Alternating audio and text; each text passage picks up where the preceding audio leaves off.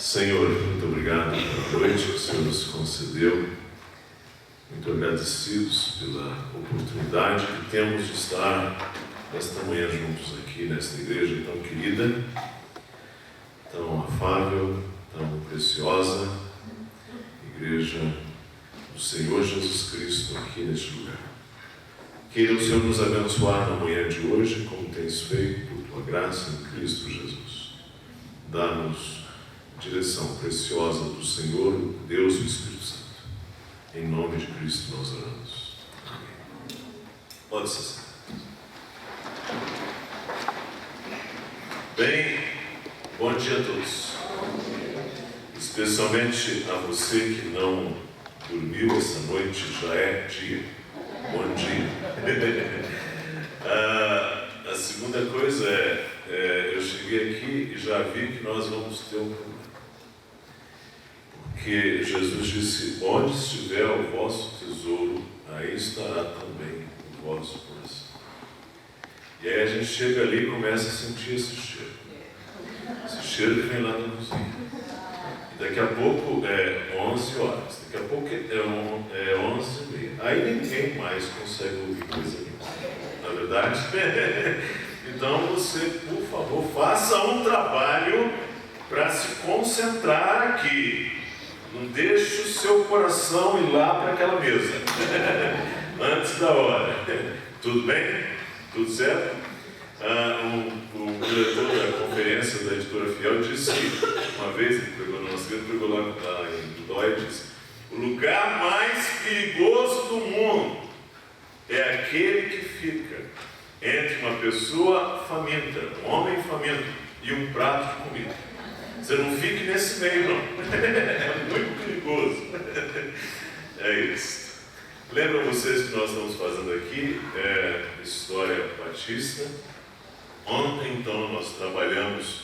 O que estamos fazendo?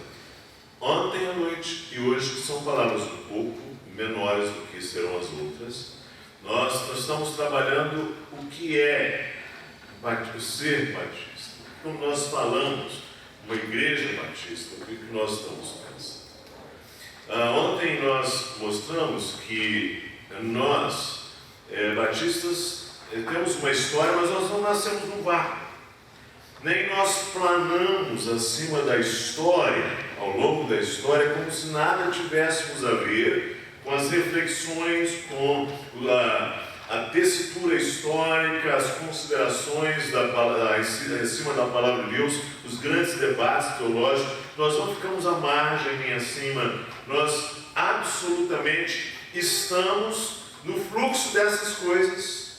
E nós podemos dizer, então, ontem, que nós temos um legado ortodoxo, do qual nós não abrimos mão, nós temos um legado evangélico. Não usei a palavra protestante aí nesse ponto, embora pudesse usar, mas a palavra protestante, e não é que isso é demérito, mas a palavra protestante é muito mais um título dado pelos católicos lá no mundo de língua alemã, para aqueles que protestaram diante dos resultados da dieta de Spira, que se viram em termos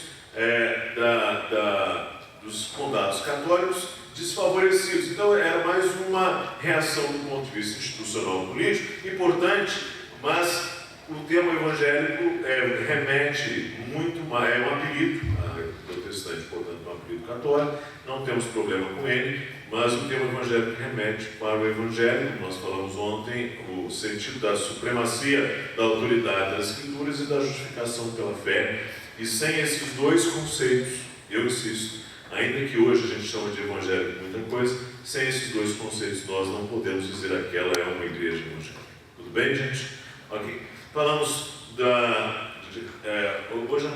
hoje à noite eu vou precisar um pouco mais desse ponto da relação batistas e reforma, isso será hoje à noite. Nós falamos então das doutrinas da graça em suas implicações, da soteriologia, da doutrina da salvação em suas implicações, e isso foi levado bem assim aprofundado pelo movimento reformado, e nós temos uma eclesiologia batista, da qual somos muito gratos a Deus, então nem todos os ortodoxos são evangélicos, nem todos os evangélicos são reformados, nem todos os reformados são batistas, e essa é a razão dessa ordem que aí está. Tudo bem, gente? Tudo bom?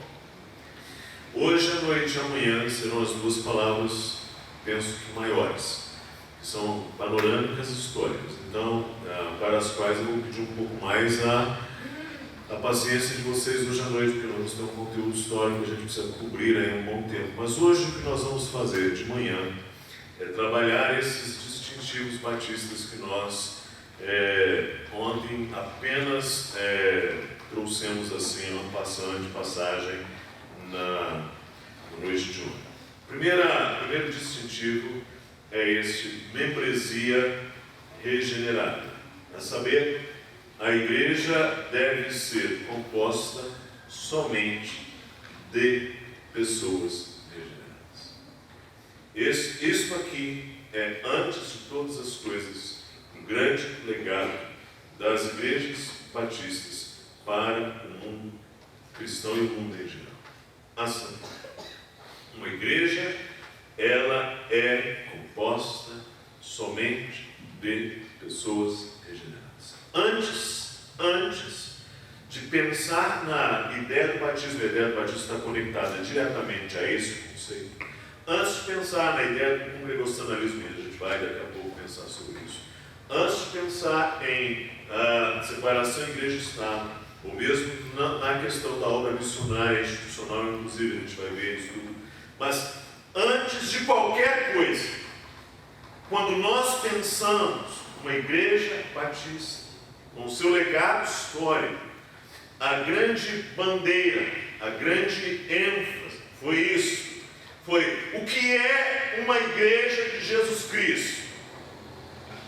Quando nós examinamos o Novo Testamento, o que é uma igreja de Cristo? E a convicção batista tem sido essa: a igreja, ela é composta somente, ou deve ser composta somente de pessoas regeneradas. John Hammett, um autor batista, ele vai dizer aí algo que eu considero importante. Ele vai dizer: pode-se justamente chamá-la de a marca batista da igreja, o princípio na membresia regenerada de igreja. Esta marca serviu para distinguir as igrejas batistas das igrejas estatais que a rodeavam. Ou seja, durante muito tempo prevaleceu o conceito de uma igreja de um determinado lugar. Em algum momento, com a convicção, a crença crescente da regeneração batismal, de que o batismo regenerava, a gente vai ver um pouco isso hoje à noite, essas duas ideias casadas, você é de um lugar, e a crença da regeneração batismal, fez com que você, nascendo em um determinado lugar, você fosse naturalmente parte daquela igreja. E na Reforma, especialmente no primeiro momento da Reforma, no século XVI, com Lutero, a Reforma Luterana nos territórios de língua germânica, especialmente, em que você tem então o Sacro Império Romano Germânico retalhado em condados, em ducados, em feudos católicos, em feudos protestantes. Isto vai naturalmente criar uma dificuldade. Estabelece-se um princípio cujos régios relígios, a saber, a religião do rei é a religião do povo. E isso também não resolveu o problema. E de fato foram as igrejas batistas que insistiram que esses modelos estatizantes, que vinham desde o século IV, desde o período de Constantino, eles não refletem o ensino bíblico de que a igreja é uma comunidade de crentes regenerados, e isto é pérola, é núcleo de uma congregação batista. Sem isso, não se tem uma igreja batista. Fica claro, irmãos? Então vamos lá, só para que você entenda. Agostinho entendeu, e Agostinho é um pensador que eu respeito muito, teologia acho que ele deve ser lido. Penso que as Confissões de Santo Agostinho, penso que a Cidade de Deus de Santo Agostinho, os Solilóquios de Santo Agostinho devem ser lidos. mas naturalmente ele é alguém com uma eclesiologia um pouquinho complicada. E aí o que está? Ele tinha um entendimento de que a igreja é um corpo misto.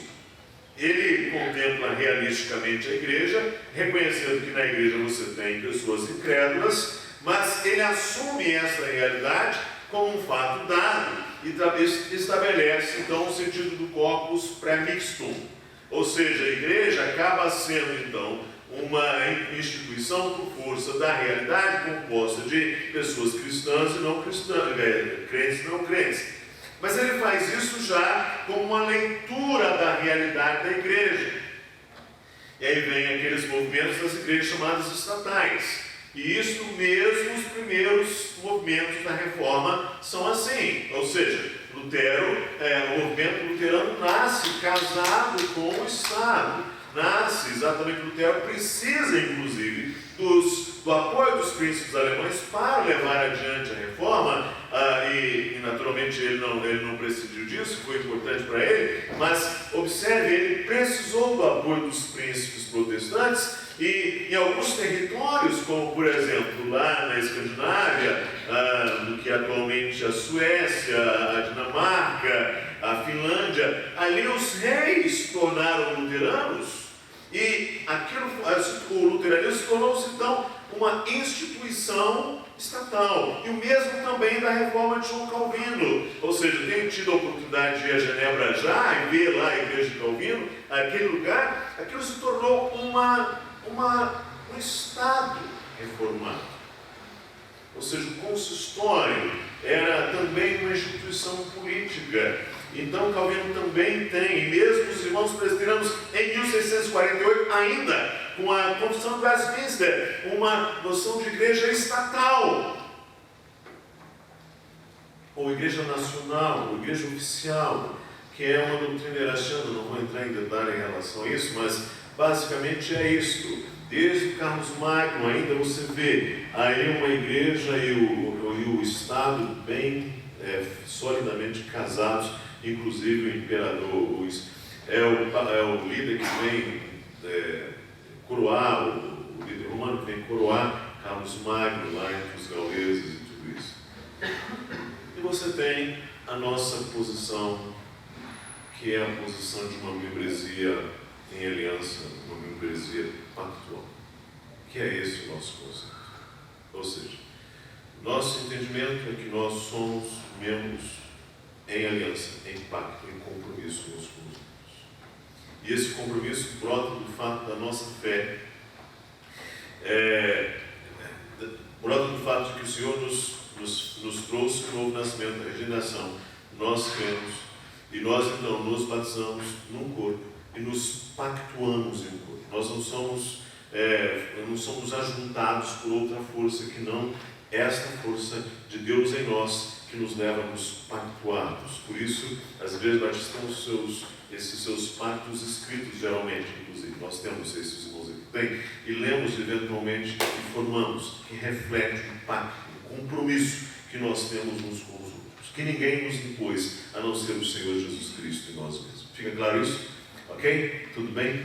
Então, esse entendimento de membresia é essencial. A questão do corpo misto, muitos deles citam a parábola do joio, né?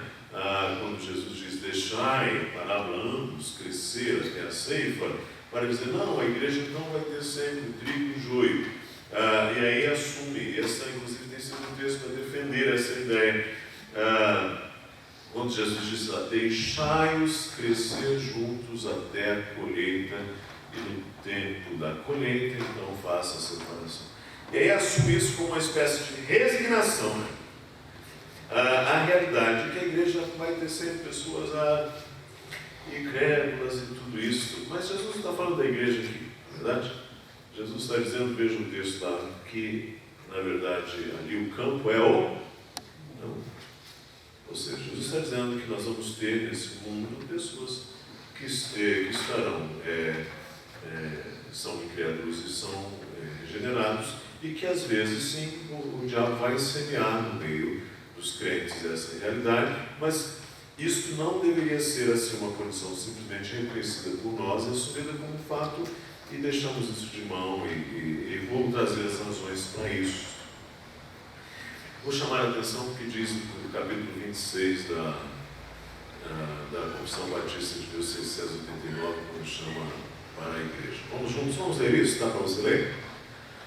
Todas as pessoas ao redor do mundo que professam fé no Evangelho e obediência a Deus, mediante Cristo, de acordo com o Evangelho, e que não destrói o seu testemunho com alguma doutrina fundamentalmente errada ou conversão profana, esses podem ser chamados os santos. E aí você tem um texto aí, dê uma conferida.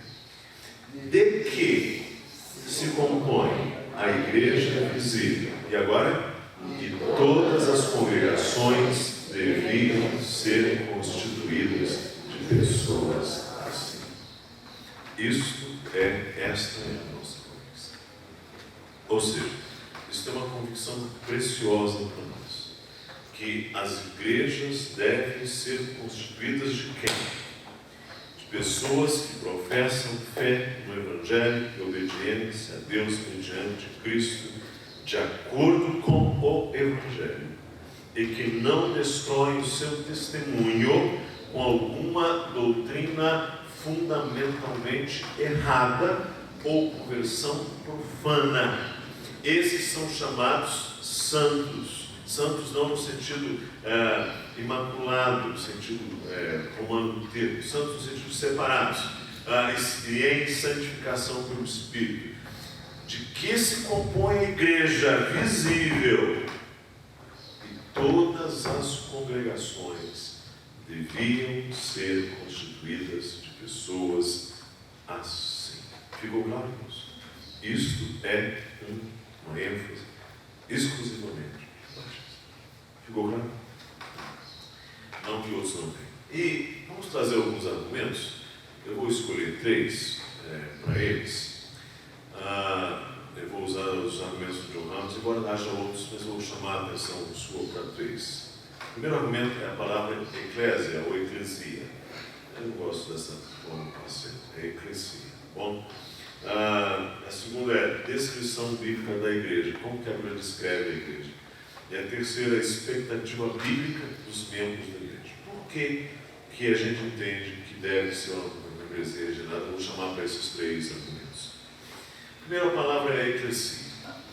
Essa palavra grega, eclesia, é a preposição chamar, kletos, para caminhar, não é? Chamar, verbo chamar, aliás, é usada somente para traduzir o termo hebraico kahal, que é uma reunião advinda de um chamado. E não é dar, que é uma comunidade em que alguém nasce. Ou seja, lá no Antigo Testamento, você tem dois termos para chamar de uma assembleia. Você tem o Kahal, você tem o Edá. Edá é onde você nasce. E Kahal é aquela comunidade que você chama. E eclesia, traduzido na Septuaginta, é esta primeira concepção. A saber, o Novo Testamento correlaciona diversas vezes eclesia com chamado. Romanos 1, verso 7, chamados para seres de Jesus Cristo. 1 Coríntios 1, verso 2. A igreja de Deus que está em Corinto, chamados para ser santos. Ou seja, então, observe, quando a gente tem a ideia de igreja, a gente tem de uma comunidade que responde a um chamado, no nosso caso, do Espírito Santo, para nos congregarmos, chamados para sermos santos, doutrina da vocação chamada, que aliás nós temos aí na doutrina reformada muito claramente estabelecida, tá bom? Como que a Bíblia, o Novo Testamento, descreve a igreja? Veja bem, a igreja de Deus que está em Corinto, aos santificados em Cristo Jesus, chamados para ser santos, com todos os que em todo lugar invocam o nome de nosso Senhor Jesus Cristo, Senhor deles e nosso. Observe isto. Esta é a forma comum como se descreve uma igreja no Novo Testamento.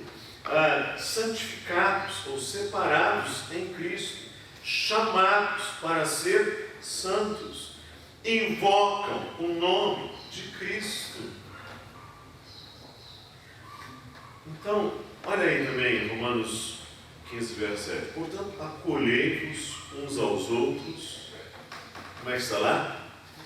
Como também Cristo nos acolheu para a glória de Deus. Então, Efésios 4:22. Antes sede uns para com os outros benignos, compassivos, perdoando-vos uns aos outros, como também Deus em Cristo vos perdoou. Então, se a igreja é descrita assim, a membresia em uma igreja batista é para crentes convertidos, e não por nascimento em determinado local ou família. Vamos deixar as dúvidas para o final, pode ser? A gente retoma isso lá, tá bem? E aí, observe, nós temos primeiro essa pérola da membresia regenerada. E aí, foi essa a convicção básica.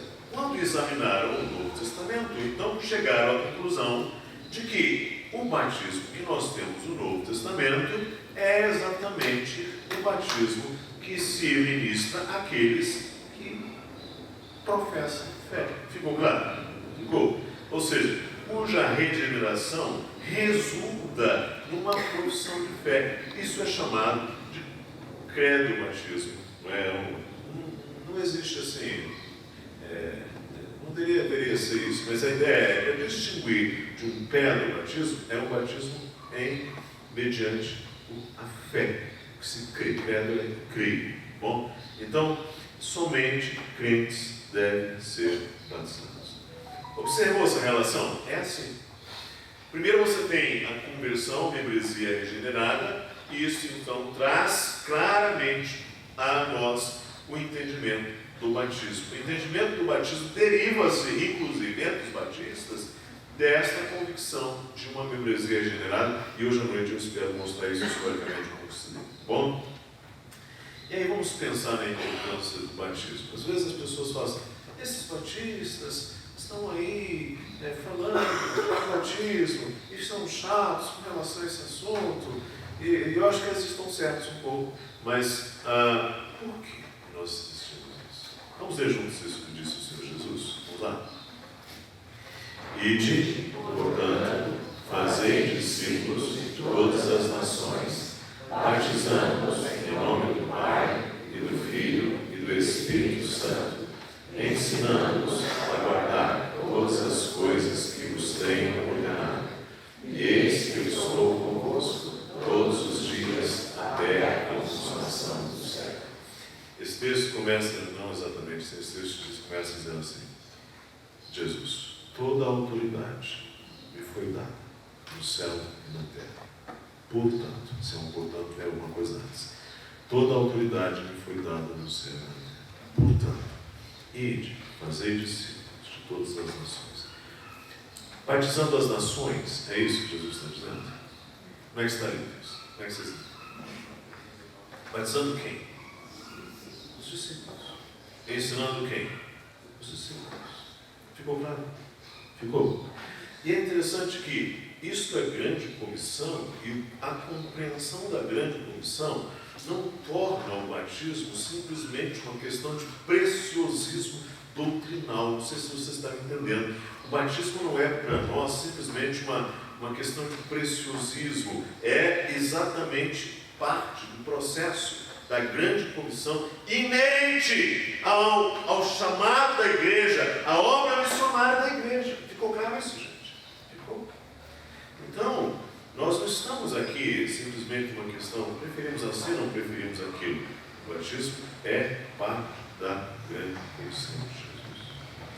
Okay. E o Novo Testamento assume que todo crente foi batizado, pois em um só Espírito todos nós fomos batizados em um corpo, quer judeus, quer gregos, quer escravos, quer... Mas apóstolo Justo, isso aí está falando do batismo do Espírito Santo, está falando do batismo em água. É que, na verdade, no Novo Testamento correlaciona as duas coisas, a saber, o batismo em água é uma evidência do batismo com o Espírito Santo. Ficou claro isso? Ficou? Ou seja, é um testemunho desse batismo do Espírito Santo. E aí, se você tem uma doutrina meio pentecostal, você precisa repensar essa questão e colocar aí o entendimento a partir do Antigo Testamento dos profetas e do Novo Testamento do livro de Atos, do que seja exatamente esse batismo do Espírito Santo. Tá? Ok. E o significado do lavar? Vamos lá. Olha o que diz aí Atos 22:16. Levanta-te, recebe o batismo e lava os teus pecados, invocando o nome dele. Primeira ideia, mais básica, mais rudimentar, até mais óbvia, relacionada ao batismo, é a ideia de lavar. É isso, está água, lavar, é um símbolo.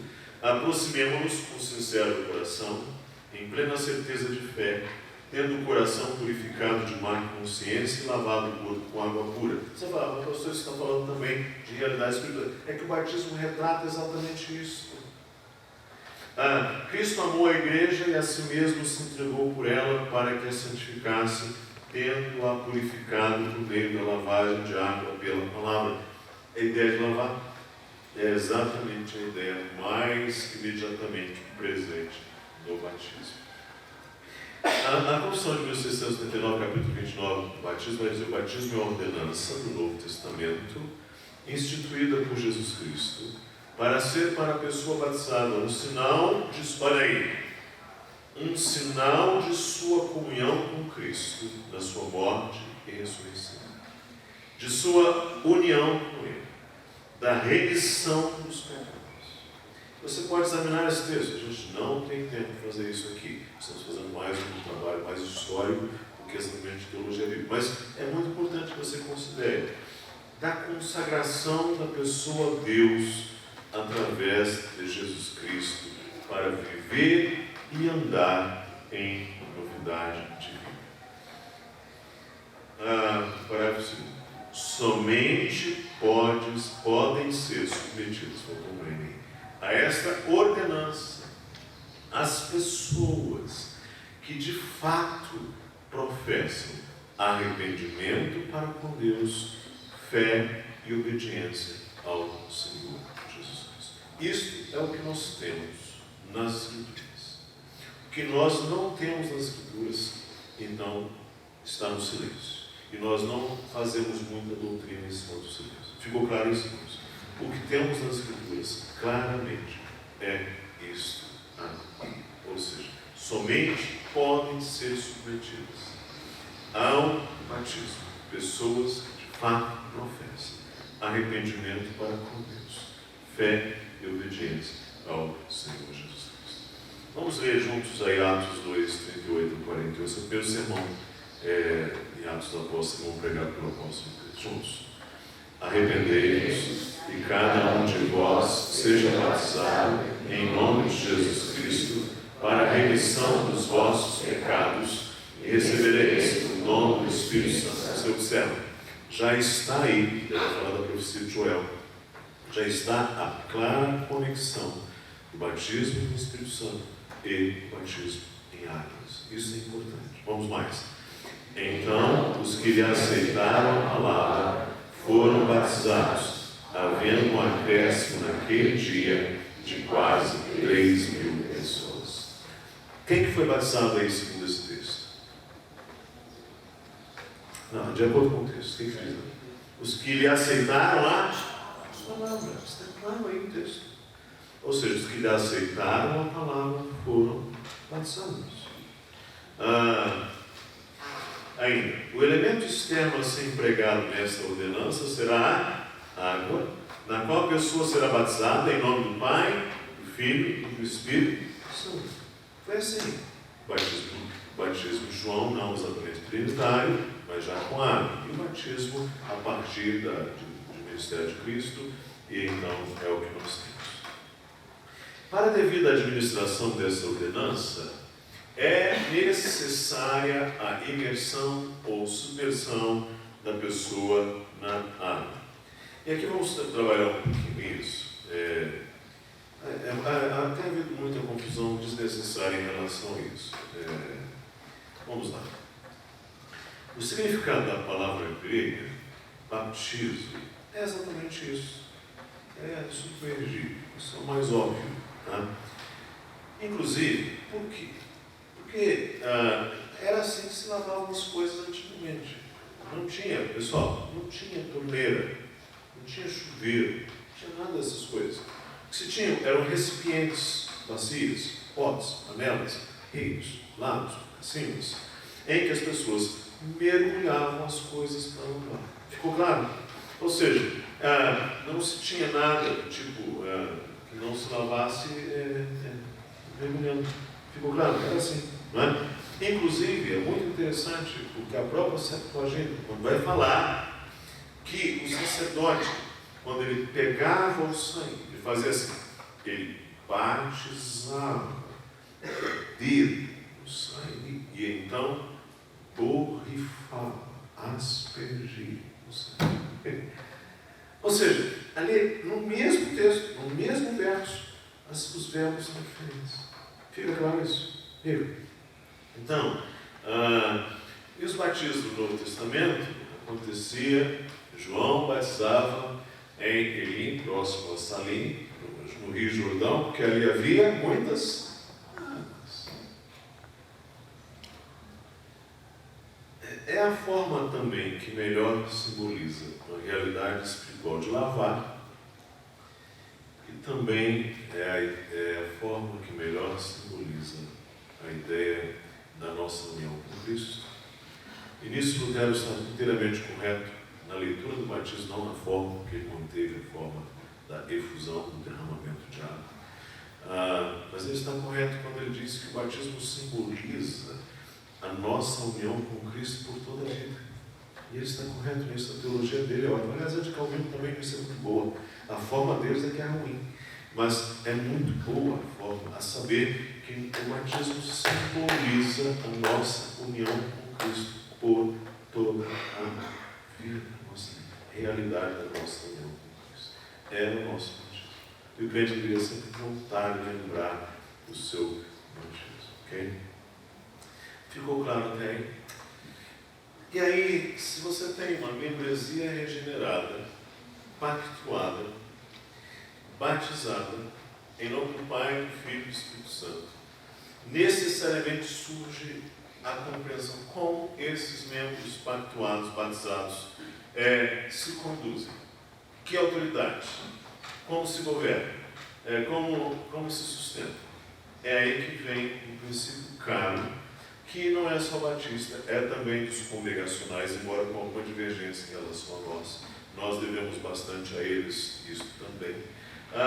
O congregacionalismo, ou seja, devemos a homens como John Owen, Thomas Goodwin e outros que partilhavam dessa convicção, que não eram batistas, mas muitos batistas, como nós vamos ver hoje à noite.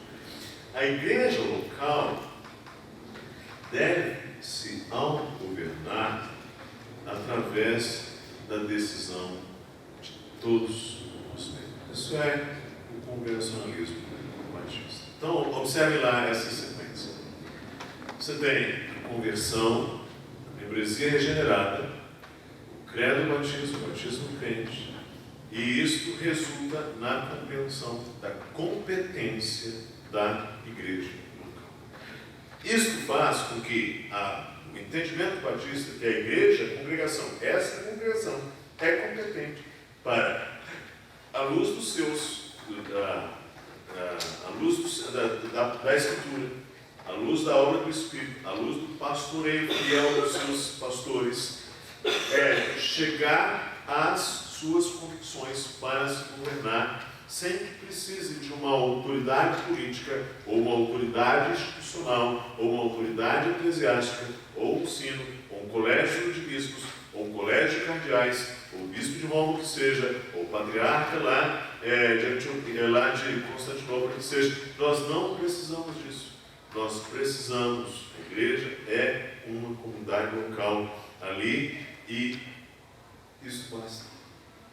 Não que isso vá fechar, nós vamos ficar aquelas com uma seita fechada nessas 4 paredes e não vamos ter comunhão com as demais igrejas, mas você observa quando o apóstolo Paulo, na primeira viagem missionária, é muito interessante, ele faz uma viagem de plantação de igrejas pelo que é atualmente a Ásia Menor. Aí ele volta a Antioquia, Jerusalém. Depois ele, na segunda viagem, aliás, já na volta, o que ele faz? Ele passa pelas igrejas, e o texto vai dizer muito interessantemente, promovendo em cada igreja a eleição de presbíteros, que é o termo, aliás, para pastores mais frequente no Novo Testamento, mais frequente é presbíteros do que pastores. Lamentavelmente, nós batistas às vezes temos nossos probleminhas também, mas o fato é que o termo mais frequente do Novo Testamento é presbítero mesmo. Esse é o ponto final. Bom, então, estava ali, vendo o apóstolo Paulo em cada igreja, promovendo em cada igreja a eleição de presbíteros. É interessante que o próprio Paulo poderia dizer, você. Mas ele não fez isto. Não é altamente significativo isso? A saber, em cada igreja, igrejas novas. Então, vou continuar. Aí você tem a igreja, 2 oficiais distintos, presbíteros, diáconos, pastores e diáconos. A compreensão que, pelo menos nós temos em nossa igreja, é que toda a igreja, em todas as suas dimensões, deve estar debaixo de uma direção direta de algum presbítero e diácono. Nenhuma área deve estar fora de um acompanhamento de presbíteros e diáconos. Isso é uma coisa que a gente pode conversar depois, não é para nós agora, mas são presbíteros e diáconos os oficiais que nós vemos, pastores e diáconos no Novo Testamento. E aí, é desta congregação local que surgem esses organismos externos, convenções, associações, que são instituições cooperativas das instituições locais. A gente vai tentar entender um pouco isso hoje à noite, amanhã cedo, inclusive problematizar um pouco essas questões aí, mas o que se tem é a igreja local e, às vezes, para facilitar a sua cooperação, se criam essas instituições. Tudo bem? A teologia do pastor Franklin Ferreira e Alan White, 2 batistas, eles dizem assim: para esses grupos, a igreja local é a unidade básica e nenhum ministro ou denominação exerce a autoridade sobre ela. Todas as decisões são tomadas por toda a igreja e o pastor ou presbíteros e diáconos se encontram no mesmo plano que os demais membros. Para os congregacionalistas, Cristo é o único cabeça da igreja, e os primeiros batistas lutaram em favor do que chamaram de os direitos soberanos do Redentor sobre toda a comunidade. Para os batistas, a democracia é um conceito que não faz justiça ao real significado do que é o governo congregacional. Isso é interessante. Não é uma democracia no sentido grego da palavra, não é exatamente isso. A posição batista defende que em cada assembleia local a igreja deve ser governada pela voz do Espírito Santo no coração dos seus membros. Ficou claro isso aí, gente? Ok? Argumentos bíblicos da competência da igreja local. É interessante, o Novo Testamento responsabiliza a igreja local em questões como a membresia e disciplina. Você veja Paulo recomendando aos coríntios que eles lá façam a disciplina. Você vê isso, Paulo falando aos filipenses, falando aos colossenses. Você vê a igreja local responsabilizando-se pela doutrina, pela eleição dos oficiais, inclusive os textos que eu citei. Você, por favor, dê uma examinada. Uma pena, nós não temos condições de fazer isso exaustivamente aqui, mas é bastante para você ir lá examinar e perceber que a Paulo responsabiliza as igrejas pela pureza doutrinal delas. Alguns batistas antimarquistas, isso a gente vai ver amanhã cedo, enfatizaram tanto a igreja local que negaram a existência de uma igreja universal composta todos os salvos. Alguns destes acabaram por negar que outras denominações eram também igrejas verdadeiras. E o congregacionalismo, então, não deve virar um localismo, né? Então, eu particularmente, como falei aos irmãos ontem, eu sou quinta geração de batistas, eu cresci num contexto em que às vezes a gente tendia a achar que nós éramos os únicos crentes mesmo, e que não tinha mais ninguém. E às vezes éramos ensinados a chamar, por exemplo, os irmãos presbiterianos de primos. Então, e aí a gente falava, e aí primo? E aí o primo falava assim, mas eu não sabia que Deus era seu tio. E aí ficava essas coisas assim. Então era dessa maneira que a gente foi criado, muito por causa dessa perda de uma compreensão mais ampla do que é a fé evangélica, mas não perdendo, isso é importante, clareza de que nós não abrimos mão das nossas convicções batistas históricas. Então o Novo Testamento fala tanto de uma só igreja, como de igrejas locais, igreja de Corinto, igreja de Éfeso, igreja de Jerusalém, etc. Igrejas locais são manifestações escatológicas da Igreja Universal. A Igreja Universal, você tem vários textos, mas tem de chegar na Universal, Assembleia, Igreja, dos primogênitos, formados dos céus. Você tem esse sentido. Ou então o apóstolo Paulo diz, somente um todo.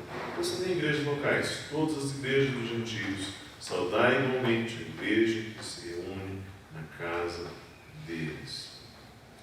Para nós entendermos um pouco esse sentido de que nós temos o entendimento da congregação local, mas temos esse entendimento também das denominações. Vamos pensar um pouco no conceito de denominação, como forjado desde a Assembleia de Westminster, é importante. Os irmãos Maia de Ferreira trazem uma designação importante.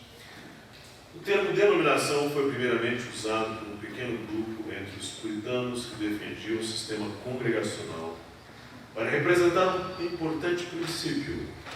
Os cristãos poderiam colaborar entre si sem abrir mão das convicções fundamentais da fé cristã. A ideia de denominação implicava que uma associação especial de cristãos era apenas uma parte da igreja cristã total, chamada ou denominada por um nome particular, como, por exemplo, presbiterianos, convencionais e batistas, os principais grupos surgidos do movimento puritano. Jeremiah Burrow foi o principal líder da ala congregacional na Assembleia de Westminster. E seu entendimento da teologia denominacional pode ser resumido em 6 princípios. Interessantes esses princípios dele. As diferenças doutrinárias sobre questões secundárias, sobre tipos de louvor, formas de governo, são inevitáveis. 2. As diferenças doutrinárias em questões secundárias continuam sendo importantes, pois são abordadas nas Escrituras. As diferenças podem ser úteis à medida em que os cristãos são fortalecidos na troca ocorrida nos debates, orações, leituras e meditações acerca das questões secundárias. 4. Nenhuma estrutura pode representar sozinha a Igreja de Cristo em sua totalidade, em oposição à crença sectária que identifica a verdadeira Igreja com a expressão de uma única organização. 5. A verdadeira unidade é baseada na fé comum e deveria ser expressa pela cooperação entre as denominações. 6. A separação denominacional não é divisionista, uma vez que, mesmo divididos em denominações, os cristãos se entendem como parte de uma única igreja. Esse é um conceito interessante. Aqui, a Associação de Charles, esse é um tema que vamos ver amanhã, de manhã, vai dizer assim algo importante no seu resumo de disciplina da igreja. De forma similar, a comunhão dos santos, a comunhão de igrejas, é uma bênção desejável. Obtê-la e promovê-la deve ser o estudo e o esforço de todo o povo de Deus. Apesar de igrejas formadas de acordo com o plano do Evangelho, são independentes umas das outras, no que diz respeito ao governo, ainda assim não são em rigor no que diz respeito à comunhão. Isso é importante. Ou seja, apesar de que nós temos aqui no governo, podemos nos autogovernar, como aliás eu governo em família, por exemplo, em casa, a gente tenta governar minha família. Mas eu me dou muito bem quando nós temos uma comunhão muito boa com a família da minha sogra, com a família com a família do sogro dela, de Nadir, e dos meus parentes, e nós estamos numa comunhão muito boa, porque nós, não é o fato, nós temos um governo no local que isso diz que nós não temos comunhões com os outros. Ficou claro isso, gente? Ou seja, então, ali já os batistas estão afirmando isso. Por quê? Como os santos em geral têm o direito incontestável de compartilhar dos dons e graças uns dos outros, assim têm as igrejas nessa capacidade conjunta. Então, um problema que surgiu com o congregacionalismo batista, já disse em tema de amanhã, é que às vezes as igrejas se fecharam em demais, por demasia, e perderam esse aspecto da comunhão. Mas ficou claro? Ok? Também dúvida para o final. Bom? Separação, igreja e Estado. Vamos lá. Vamos pensar agora, vá formando essa lógica na sua mente. Porque às vezes a gente tende a pensar essas coisas como isoladas, compartimentalizadas, distantes, mas não é assim. Há um encadeamento entre elas, há uma lógica que as relaciona. Bem? E aí entra a questão da liberdade de consciência, que é também outro ponto importante da ênfase batista. Então você tem lá a conversão, a membresia regenerada. Você tem a liberdade de autogoverno, que é a liberdade de consciência. Liberdade de consciência significa que, uma vez que Deus impõe a mim uma consciência, e eu entendo que essa consciência é bíblica, eu não deveria pisar em cima da consciência do outro. Não é? E isso é muito importante assim, para o entendimento batista. A gente vai pensar sobre isso. E a separação igreja e Estado, este é outro aspecto muito importante do nosso legado batista. Vamos entender então onde nós estamos. Se nós temos lá membresia regenerada, liberdade de autogoverno, batizado, liberdade de autogoverno, liberdade de consciência, expressar consciência, sem que o Estado venha e massacre a nossa consciência de fé. E ao mesmo tempo, isso então vai implicar algum tipo de relação com o Estado. Que relação é essa? É exatamente aqui que os batistas também procuram responder essa questão. Vamos juntos ler isso daí, assim vocês não ficam dormindo com essa minha voz comigo. Juntos, vamos lá? Somente Deus é o Senhor da consciência, e Ele a liberou das doutrinas e mandamentos de homens que entrem em contradição com a palavra, ou que não estejam contidos nela. Quando nós falamos de liberdade de consciência, em resumo, é essa frase que está. Deus é Senhor da consciência, e Ele a liberou das doutrinas e mandamentos de homens que entram em contradição com a palavra ou que não estejam contidos.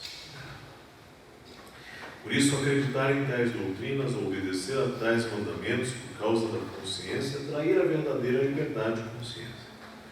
A exigência de uma fé restrita, de uma obediência cega e total, significa destruir ao mesmo tempo as liberdades de consciência e raciocínio. Nossa fé não é uma fé cega. É uma fé lúcida. É uma fé bíblica. É uma fé que precisa respeitar o princípio evangélico da submissão da autoridade suprema das Escrituras. E eu sei que às vezes isso é difícil até para nós, porque nós começamos a também criar as nossas tradições. Ou seja, sempre que um grupo atravessa tempos, ele vai criando tradições. E às vezes são tradições que lá no início foram bem intencionadas. E em algum momento aquilo vira uma tradição. Por exemplo, aquela igreja no campo missionário. Então a igreja no campo missionário, o pregador estava pregando, viu um macaquinho e incomodava. Viu que o macaquinho incomodava. Viu o macaquinho incomodava. Até que um dos diáconos falou assim: pastor, vamos prender esse macaquinho na árvore. E amarraram o macaquinho na árvore. Então antes do culto começar, o macaquinho vinha, amarrava na árvore. E o macaquinho ficou adestrado. Ou seja, vamos amarrar o macaquinho na árvore. Em algum momento, as pessoas falam: como nós vamos fazer um culto sem o macaquinho na árvore? É assim que nascem as tradições.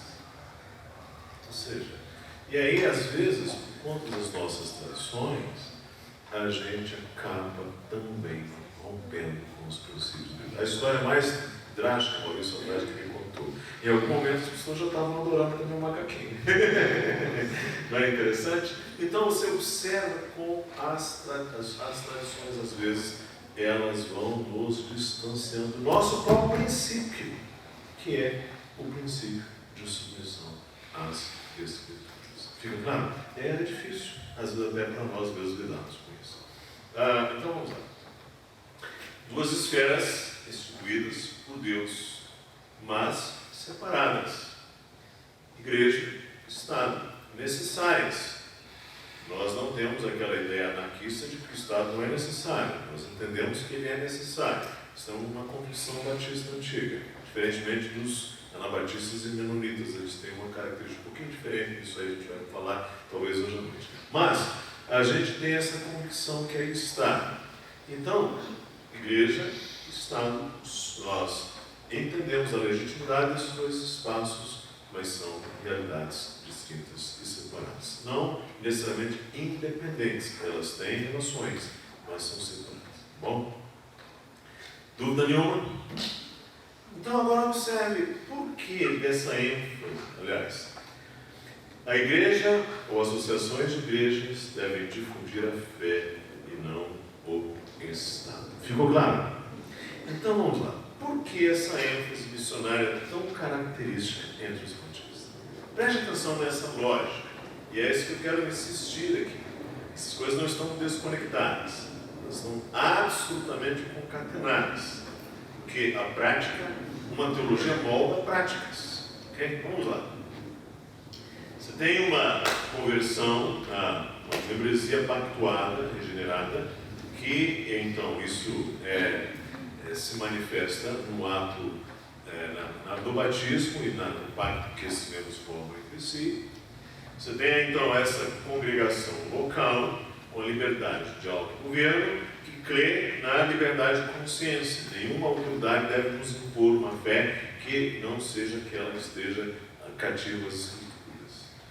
Aí surge então o princípio: Estado e igreja separados. Você não é cristão porque você nasce no Estado, nem é o Estado que vai patrocinar essa expansão da igreja, o sustento da igreja. Fica claro? Não é o Estado que vai bancar a igreja, inclusive a expansão da igreja. Não são os impostos que vão bancar a expansão da igreja. Os impostos serão para as obras que dizem respeito à esfera comum, à esfera pública, ou seja, a coisa pública, especialmente no sentido republicano da palavra. Então vamos lá. Se é assim, como que a igreja cresce? Como que a igreja cresce? Como que nós alcançamos as pessoas? Através do nascimento? Através da promoção da obra do Estado? Não. Isso acontece através da obra evangelística e missionária. Fica claro, irmãos? Ou seja, é a igreja, ou eventualmente aí a gente vai ver, hoje à noite já, associações de igrejas, associações não só no sentido institucional, mas no sentido da cooperação, que devem difundir a fé e não o Estado. Ficou claro? Ou seja, é a igreja que deve fazer a defesa da fé. Isso é importante. E nesse momento no Brasil nós estamos vivendo um momento assim sensível, nessas questões, mas não posso me alongar muito nisso aí, tá bom? E aqui, e aí a gente vai para essa parte final então da minha palavra aqui. É aqui que a gente tem homens da história batista que trouxeram uma grande contribuição nesse entendimento da obra missionária. Um deles foi esse teólogo britânico do final do século XVIII, batista,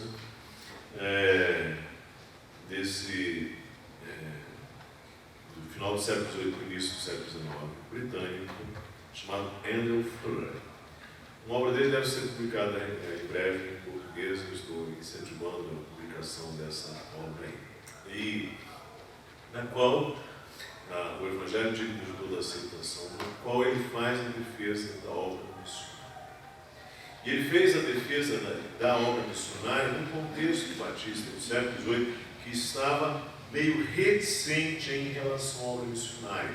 E ele é o grande apoiador de um outro amigo dele chamado William Carey, ou Guilherme Carey em português, se preferirem, que também é um batista britânico e que se dispõe, é um sapateiro, em algum momento ele começa a sentir o fardo pela evangelização da região da Índia, atual Birmania em especial, e ele tem um mapa ali diante dele, ora por aquilo, e ele começa a partilhar com os demais pastores batistas daquela região, e há algumas reticências, a gente vai tentar ver se a gente consegue passar por isso.